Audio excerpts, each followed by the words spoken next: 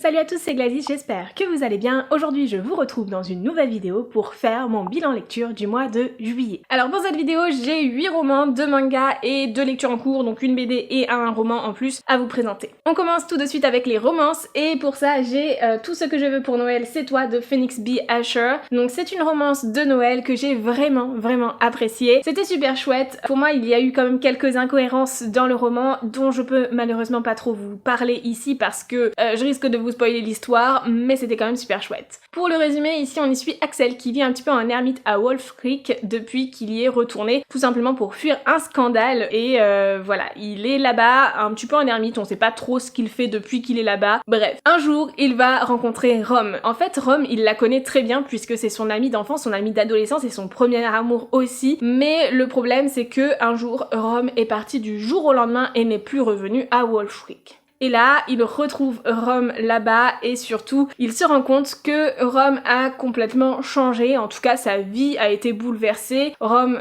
vit un deuil très difficile, son mari est mort à la guerre et lui a laissé derrière elle un enfant handicapé en plus et du coup elle essaye de gérer tout ça elle-même, ce qui est très compliqué sachant que sa belle famille l'a complètement renié, rejeté et clairement Rome essaie juste de s'en sortir. Et Axel, tout plein de bonté, va l'aider coûte que coûte. Ils vont se retrouver, se ressouder et retrouver l'étincelle qui faisait qu'ils, que c'était leur premier amour tout simplement. Et c'est vraiment tout doux, tout mignon, associé bien à cette période de Noël. Et j'ai bien apprécié la présence de l'handicap mental dans ce roman, de le voir non pas du point de vue d'un protagoniste mais plus extérieur puisque c'est le fils de Rome qui est handicapé. Et j'ai bien apprécié aussi de voir toutes ces difficultés finalement du quotidien d'une famille qui est à la fois brisée et qui se recompose progressivement. En même temps, j'ai trouvé qu'il y avait beaucoup d'incohérences, comme je vous le disais, il y en a beaucoup d'entre elles dont je ne peux pas vous parler, sinon je risque de vous spoiler l'histoire, mais rien que la première chose, en fait, Axel,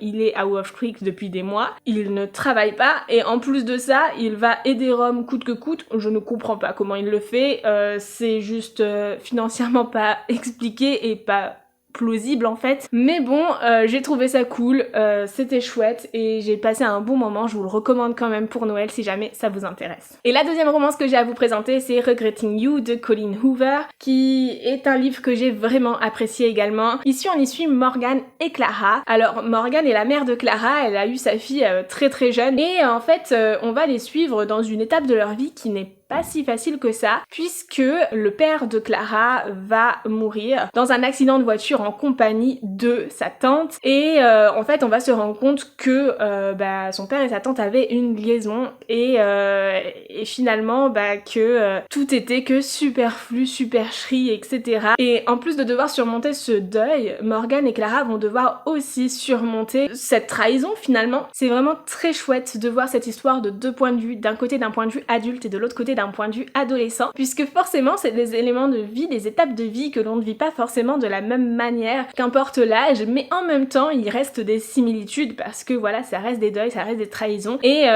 j'ai vraiment apprécié de voir ça de cette manière-là. En plus de ça, on va suivre une histoire d'amour de chaque côté finalement, puisque Morgan va se retrouver dans une histoire un petit peu compliquée et où elle va vraiment se voiler la face pendant très longtemps. Enfin, Morgan, je vous avoue que c'est pas le personnage que j'ai préféré. Ça va, mais voilà, c'est un personnage qui a souvent des actions qui sont contradictoires avec ses pensées et du coup forcément c'est difficile de la cerner. Mais j'ai vraiment accroché à Clara et j'ai adoré son histoire d'amour aussi. C'était vraiment trop mignon quoi et je vous recommande vivement de découvrir Regretting You si jamais ça vous intéresse. Sachez quand même que du coup cette histoire porte sur des sujets difficiles comme le deuil, l'adultère, mais également il y a une présence des drogues par moment. Alors c'est assez superflu et c'est vraiment dénoncé, non pas comme ça peut l'être parfois. Si c'est quelque chose qui vous gêne, sachez que là c'est quand même bien dénoncé et c'est pas quelque chose qui dure tout le long du roman non plus.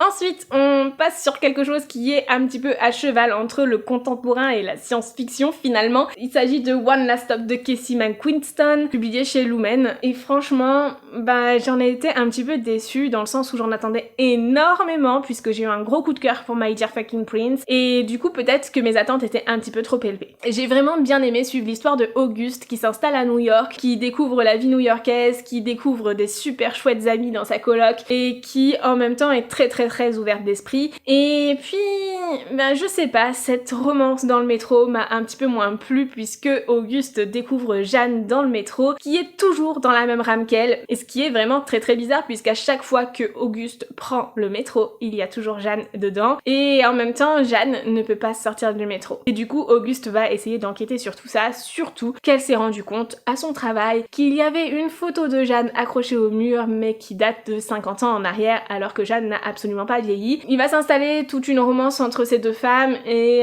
franchement j'ai eu un petit peu de mal à me projeter dans cette romance. Ça n'a pas été forcément l'histoire d'amour qui faisait des étincelles en moi, mais pourtant c'était chouette et j'avais quand même envie de toujours savoir plus et de trouver le dénouement de cette histoire tout simplement, voir où est-ce que ça allait mener. Et puis j'ai bien aimé ce côté paranormal introduit dans cette histoire contemporaine, vraiment qui pourrait être totalement plausible sur de très nombreux aspects. J'ai également adoré voir de la diversité dans ce roman, de la diversité qui n'est pas juste proposée pour faire bien, mais qui est proposée avec sens, avec bienveillance, et ça c'était vraiment super chouette. Néanmoins, les chapitres sont extrêmement longs et j'ai eu l'impression que j'allais jamais venir à bout de cette histoire, tout simplement parce que quand je finissais un chapitre, à chaque fois je me disais bon, est-ce que j'ai 1 heure devant moi pour lire le chapitre suivant ou pas? Et généralement c'était souvent la deuxième option. Du coup forcément quand les chapitres sont longs, je mets plus de temps à lire un livre parce que j'enchaîne un petit peu moins les chapitres, et au lieu de lire peut-être pendant 1h15, 1h30 d'affilée, bah en fait je vais lire pendant 3/4 d'heure, 1 heure, parce que j'aurai pas le temps de lire le deuxième chapitre qui suit. Du coup c'est juste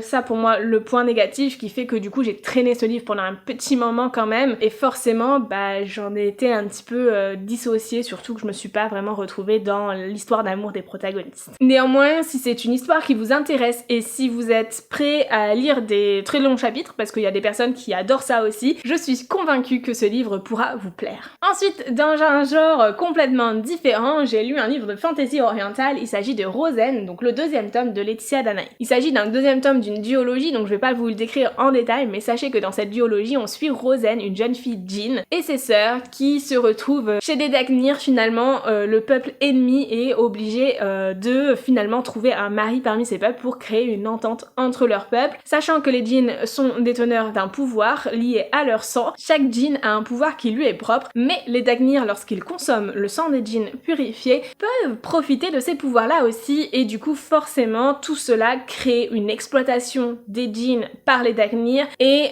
Rosen va découvrir tout ça, mettre un petit peu en lumière toute cette exploitation et essayer de protéger coûte que coûte son peuple. C'est une histoire que j'ai adorée. Dans le premier tome, on a le sentiment que ça reste très en surface. On a le sentiment aussi que Rosen s'intéresse à peu près à tous les frères de cette fratrie Dagnir, dans laquelle elle est censée trouver un futur mari. Et pourtant, on y découvre de nombreuses choses liées à la politique, liées à l'esclavagisme, etc., qui sont assez dérangeantes et qui paraissent assez survolées finalement dans le premier tome et qui sont bien plus approfondies dans le 2e tome. Je vous en dis pas plus, mais je vous invite vivement à découvrir cette duologie que j'ai vraiment adorée. C'est pas non plus une duologie coup de cœur. Pour moi, c'est un petit peu trop facile et ça reste trop jeune adulte à mon sens. Voilà, il y a trop de choses qui sont juste survolées et qui ne sont pas assez détaillées, mais ça se lit extrêmement facilement et c'est vraiment trop chouette pour commencer en fantasy orientale. Si ça vous intéresse, sachez qu'en plus cette duologie est disponible en audio si jamais c'est quelque chose qui vous tente. Toujours dans la fantasy, j'ai lu également le 5e tome de Keleana, donc l'Empire des Tempêtes de Sarah J. Maas, publié chez La Martinière Jeunesse, et c'était génial. J'ai adoré ce 5e tome, franchement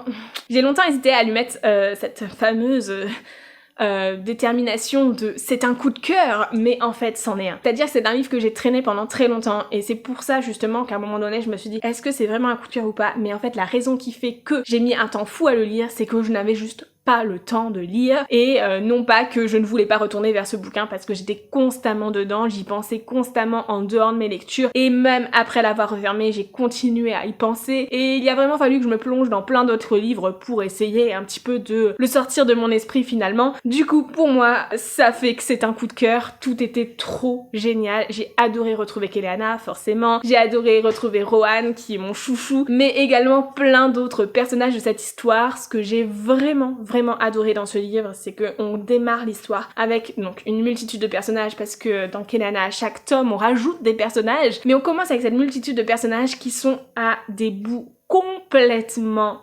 différents du continent et qui ont pour objectif de se retrouver à un seul et même endroit pour une seule et même quête. Et ça c'est trop cool en fait, parce qu'on les voit évoluer, on alterne d'un chapitre à un autre, d'un point de vue à un autre, etc. Et on les voit finalement se rejoindre et puis s'entraider en fait et créer des alliances, et ça c'est vraiment super chouette. J'ai adoré ce tome, enfin vraiment un coup de cœur quoi. Il est peut-être un petit peu long, voilà, les choses mettent du temps à se mettre en place, mais finalement quand on arrive à la fin, on se rend compte de l'importance de chaque chose dans cette histoire. J'ai qu'une hâte, c'est de lire la suite. Mais la suite n'est pas encore traduite. Et finalement, je me suis bien lancée dans cette saga en français et j'ai pas envie de lire la suite en anglais. J'ai envie d'attendre la traduction. Concernant la traduction, puisque je sais qu'il y a tout le temps moult débats sur les traductions de Sarah J. Maas, honnêtement, j'ai jamais lu Keleana en anglais et je vous dirai pas du coup si la traduction est fidèle ou pas à la version originale. Tout ce que j'en sais, c'est que quelle que soit cette traduction, fidèle ou pas, ça ne m'a pas empêché d'avoir des coups de cœur pour de nombreux tomes de cette saga. Sur 5 tomes, 3 d'entre eux sont des coups de cœur. Non mais les gars, 3 sur 5, c'est énorme, et les autres sont d'excellentes lectures. Donc en fait, à un moment donné, je veux juste faire un point là-dessus. J'en ai marre d'entendre parler des traductions sans cesse. J'en ai marre de voir, oui, mais je lis en anglais parce que je trouve ça mieux, c'est plus fidèle et tout machin. Si vous le voulez, c'est très bien de lire en anglais, ça apporte énormément de choses. Faut pas non plus culpabiliser toutes les personnes qui veulent lire en français. Certaines personnes vont lire en français parce qu'elles ne peuvent pas lire dans d'autres langues. D'autres personnes vont lire en français parce que c'est plus facile, et quand tu rentres du travail et que t'es crevé de ta journée, t'as pas forcément envie de te prendre la tête sur ta lecture. Bref, il y a moult raisons pour lire en français. Moi, tout ce que je veux vous dire, c'est quelle que soit la traduction de ce livre, qu'elle soit fidèle ou pas, c'est franchement très agréable à lire, et j'ai eu un gros coup de cœur pour ce bouquin. J'ai eu un gros coup de cœur pour 3 livres sur 5 dans cette saga, donc à un moment donné, juste foncez découvrir Keleana parce que c'est génial. Et ensuite, je vous présente un livre en anglais qui sera peut-être bientôt traduit en français, enfin pas tout de suite, puisqu'il s'agit du tome 3 de la saga The Harbinger de Jennifer Lamont Schultz, donc Grace and Glory. Et le premier tome de cette saga vient d'être traduit chez J'ai lu, en tout cas en juin dernier. Donc on peut s'attendre dans les mois, les années à venir à trouver la suite de cette saga traduite en français. Donc c'est une trilogie, ici il s'agit du 3e et dernier tome donc de cette trilogie qui est un spin-off de la trilogie The Dark Elements. Je suis très embêtée là maintenant pour vous en parler parce que du coup je me dis il faut absolument pas que je vous spoil quoi que ce soit, ce qui va être plutôt compliqué, mais c'est un bon challenge. Grace and Glory, avant toute chose, ça a été une excellente lecture, à la limite du coup de cœur mais qui n'en est pas un. Je sais pas, il me manquait cette petite chose, cette petite étincelle qui fait la différence, qui fait que après avoir fini ma lecture, j'y repense encore. Et voilà, c'est pour ça que ce n'est pas un coup de cœur, mais ça reste quand même excellent. Et pour moi, Harbinger, c'est la meilleure trilogie que Jennifer Lamont Schultz a pu écrire jusqu'ici. Parmi toutes les trilogies que j'ai lues, toutes les sagas que j'ai lues d'elle, je n'ai pas tout lu, mais j'ai lu énormément de ses livres et je peux vous dire que celle-ci est vraiment excellente. Je pense qu'on peut le dire, de manière générale, les spin-offs des sagas principales de Jennifer Lamont Schultz sont souvent bien plus approfondis que ses sagas principales, sont un petit peu moins porteurs de clichés et du coup bien plus intéressants à lire. Dans Harbinger, on suit Trinity, une jeune femme que vous n'avez jamais vue dans Dark Elements, donc cherchez pas, vous ne l'avez pas vue ailleurs. Et cette jeune femme a un pouvoir particulier. C'est un peu comme si elle projetait énormément de lumière qui allait finalement anéantir les démons face à elle. Et Trinity a donc ce pouvoir. Sauf que ce pouvoir a un envers de la pièce, en fait, un envers du décor qui fait que, au fur et à mesure, elle devient aveugle, elle perd sa vision. Trinity vit dans un monde... Trinity vit donc protégée dans un monde qui est peuplé par des gargouilles descendant des anges et aussi beaucoup de démons qui montent des enfers, et donc il y a cette guerre entre les gargouilles et les démons de manière à protéger l'humanité. Et du coup Trinity est un petit peu dans tout ça et va se rendre compte que finalement elle a une très grande destinée et va l'accomplir au fur et à mesure des tomes de la trilogie Harbinger, tout en trouvant l'amour aux côtés d'un des protagonistes que l'on a dans la saga Dark Elements. Je ne vous en dis pas plus parce qu'il y a un triangle amoureux dans la saga Dark Elements et il s'agit de la deuxième personne. Voilà. Donc voilà pour la saga Harbinger. Grace and Glory est un 3e tome vraiment dans une continuité parfaite avec les 2 premiers qui nous apporte énormément d'éléments, et ce que j'ai grandement apprécié dans cette saga, c'est que les titres sont expliqués, ils ont un sens quand on lit l'histoire et ça c'est vraiment super chouette. Bref, je m'attarde sur des détails un petit peu anodins mais ça fait la différence parfois. Et surtout, j'ai trop craqué pour cette romance, je m'y attendais pas du tout, c'était pas un protagoniste que j'ai apprécié spécialement dans Dark Elements et pourtant ici... c'est génial, c'est vraiment génial, j'ai adoré la relation que ces personnages ont, j'ai adoré cette histoire, j'ai adoré Trinity, c'est un personnage qui est plein de piquant, plein de caractère, qui se laisse vraiment pas faire, et ouais, j'ai adoré suivre cette protagoniste, et j'espère vraiment qu'il y aura encore quelque chose d'autre dans cet univers, parce que j'aime trop cette saga de Jennifer Lamanshot. Et avant de passer à mes lectures en cours, il est temps de vous présenter les 2 mangas que j'ai lus au cours du mois de juillet. Le premier d'entre eux, c'est le tome 5 de A Sign of Affection de Sumuru Shita. Si vous ne le savez pas déjà, puisque j'en parle énormément dans cette saga, j'aime énormément A Sign of Affection. C'est une série de mangas dans laquelle on suit Yuki et Itsumi. Yuki est une jeune japonaise sourde, muette depuis la naissance, qui ne connaît pas grand chose d'autre que juste son monde et sa petite bulle à elle. Et Itsumi, tout au contraire, est un jeune homme qui lui voyage énormément, qui est polyglotte, etc. et qui va avoir un attrait pour la découverte de la langue des signes japonaise. Et du coup, Yuki va lui proposer des cours particuliers pour apprendre cette langue des signes. Ils vont se retrouver comme ça, voilà, apprendre à se connaître, etc. et créer une histoire d'amour vraiment toute douce, toute mignonne entre eux, c'est juste adorable. Le tome 5 est un tome que j'ai un petit peu moins aimé que les autres, tout simplement parce que bon, il débute sur des notes pas très positives, j'ai pas envie de vous en dire plus parce que c'est un 5e tome, je veux pas vous spoiler quoi que ce soit, mais c'est vrai que ce tome-là est moins adorable et moins tout doux, moins tout mignon que les autres, et du coup j'ai pas retrouvé cette bulle de bonheur dans laquelle j'aime me plonger lorsque je lis A Sign of Affection. Enfin si, je dis des bêtises, je l'ai retrouvé vers la moitié du manga, sauf que ce sont des mangas extrêmement courts, du coup finalement bah déjà qu'en temps normal je trouve qu'ils sont toujours un petit peu trop courts, mais là sachant que la moitié n'était pas aussi positif que ce que j'attendais, finalement j'avais qu'un demi-manga qui correspondait à la bulle de bonheur dans laquelle j'aime me plonger quand je lis cet homme-là, et du coup c'était pas ce que j'attendais, et voilà, je l'ai quand même vachement apprécié, j'adore tout autant les dessins dedans, ils sont vraiment très beaux, bien détaillés, je peux vous en montrer quelques-uns, regardez-les rapidement parce que je veux pas que vous spoilez, mais voilà, c'est quand même des très jolis traits de dessin, mais voilà, j'ai quand même eu ce petit côté où je me suis dit oh mais c'est pas ce que j'attendais en fait, et j'espère vraiment que les tomes suivants seront bien plus adorables que celui-ci, parce que c'est ma bulle de bonheur, alors j'ai pas envie qu'elle soit entachée par des petites choses négatives, quand bien même je retrouve ce petit côté hyper poétique, hyper doux par la suite, ça me suffit pas, je le veux pendant tout le manga. Ensuite j'ai lu le tome 4 des Carnets de l'apothicaire de Itsuki Nanao, et cette histoire est toujours aussi géniale que les autres. Ici ce n'est pas un shoujo comme le premier, mais c'est un seinen où on va suivre Mao Mao, une jeune chinoise qui est apprentie apothicaire et qui se retrouve à travailler à la cour de l'empereur et à essayer de résoudre de nombreux mystères autour d'empoisonnement, etc. Et j'adore cette histoire, franchement, à chaque fois l'intrigue est trop chouette, elle est hyper prenante et je passe toujours un excellent moment. C'est des mangas qui sont très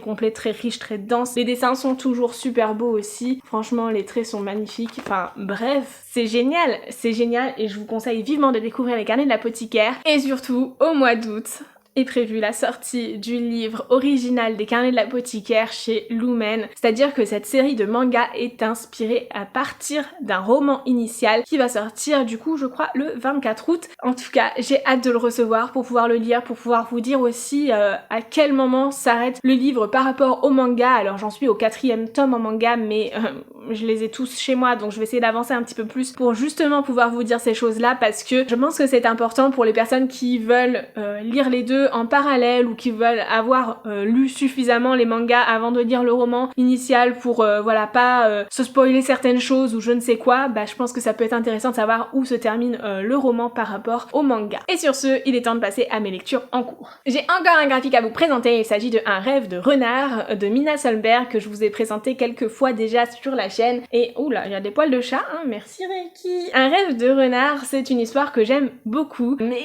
qui est énorme, genre le truc pèse 1 tonne, il fait plus de 600 pages, donc je prends mon temps pour le lire. Il est divisé en 8 grandes histoires en fait, et du coup je lis une histoire par-ci par-là à chaque fois. Alors en gros, dans cette histoire, on suit un monde dans lequel il y a un renard céleste qui a ouvert une faille entre le monde des célestes, le monde de l'au-delà et le monde des humains finalement. Et du coup on va suivre un jeune homme et son chien polymorphe qui vont essayer de sauver toutes les personnes qui leur sont chères en passant de monde en monde et d'univers en univers à chaque fois. Et c'est vraiment trop chouette. Et pour ce qui est des graphiques, c'est juste magnifique, très coloré, ça change beaucoup des mangas pour le coup. Un rêve de renard, c'est vraiment trop chouette, c'est super beau, c'est très poétique et en même temps il y a ce côté surnaturel, monde de l'au-delà et tout qui est vraiment hyper intéressant et super bien amené. Mais je sais pas, il y a un truc qui fait que j'ai un petit peu de mal et que j'attache pas tant que ça au personnage. Néanmoins, voilà, je passe un excellent moment à découvrir tous ces univers et à découvrir la manière dont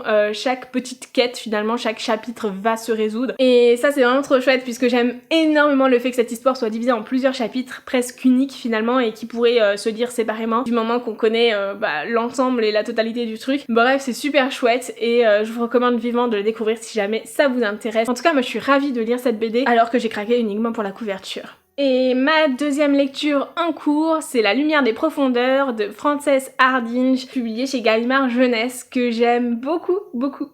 Alors, c'est un livre qui parle de Orc et Jerk, donc deux orphelins qui vivent sur un archipel en fait énorme qui s'étend sur des kilomètres et des kilomètres de long et qui sont complètement fascinés par les profondeurs des océans, par les abysses et qui clairement vont tout faire, même des bêtises, pour pouvoir découvrir un peu plus de choses concernant ces abysses et c'est trop chouette. Par contre, le vocabulaire est compliqué, mon dieu. Alors ça se lit très facilement, les phrases sont construites très simplement, c'est un livre dédié à un public jeunesse à la limite du young adulte pour un gros 12-13 ans je pense. Et en fait le truc c'est que quand même il faut connaître du vocabulaire sur les abysses. En français j'ai pas de soucis, mais en anglais c'est une autre paire de manches. J'adore ce roman et franchement c'est trop chouette, ça m'émerveille complètement. Je vois les abysses des yeux de ces deux enfants mais je m'attache pas trop à ces enfants donc voilà, je pense que ça restera une très bonne lecture mais ça n'ira pas au-delà parce que j'ai trop de problèmes à m'attacher vraiment à ces personnages. Je pense que je me reconnais pas dans les enfants orphelins qui font plein de conneries, clairement.